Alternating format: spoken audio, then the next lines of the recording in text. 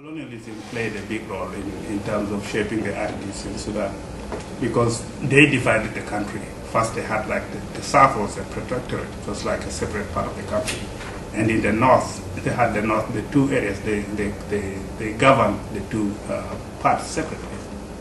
And they had a different education system in the south, a different education system in what is geographically the northern part of Sudan. And when they left the government in the hands of the few, as I was saying, the few Arab population who are in the center, who formed the basis of the political establishment in Sudan.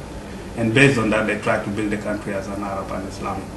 And the fact that the government and all the seats of power were left in their hands, they became the very people who make the decisions for the country, and they tried to push the country in that way. British colonialism in Sudan has a great role into what Sudan is suffering from today. But not only British colonialism, but also there was the joint colonialism, actually before the joint colonialism, Egyptian, Anglo-Egyptian. But there were also the Ottomans who were in Egypt, who were also came and invaded Sudan and caused a lot of atrocities in Sudan. But yes, the Anglo-Egyptian colonialism, especially the latest, is the one that created actually the social strata that exists in Sudan now. When they came, they favored the Arabs. The media and scholars in the United States, they rooting the crisis of Sudan to the British colonialism. And we, the people of Sudan, we came from Sudan, from the ground, we see it slightly different. Yes, the colonialism destruct Africa and Sudan, but the crisis of Sudan goes back since the Arab invade Christian kingdom of Nubia, and they impose Arabism and Islam. Then part of Kushites, Nubians, they became Arabized, what we call in Sudan black Arabized or Arabized Nubian. These in Sudanese literature we call them Jallaba. Jallaba means slave collectors. The Sudanese who used to collect the slaves for the Arab Empire in Baghdad and Mecca.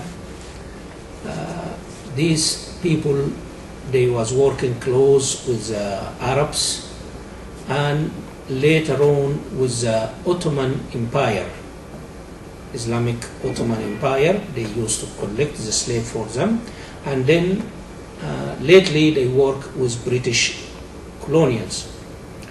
So these people, the slave collectors, they became Arabized. They lost their Nubian identity because they stopped talking Nubians. And as everybody knows, the language is a container of the culture. When you lost your language, you lost your identity. The British colonization, they used Sudan resources economically, not culturally, not identity, because at that time we speak in our language. They didn't say you are Arab. They don't Arabize, they don't make us English people. They don't give us their culture. Still we have everything in Sudan, and because English come or British coming for the economically and to control the land for the economic.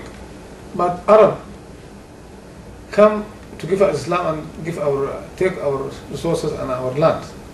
If I am Nubian, I be Muslim by force. After I be Muslim, I said La ilaha illallah Rasulullah. This is not enough. And they force you to be Arab. I have my tribe, I have my language. They said no, it's not enough. You have to be Arab. This is the problem of Sudan, main problem of Sudan.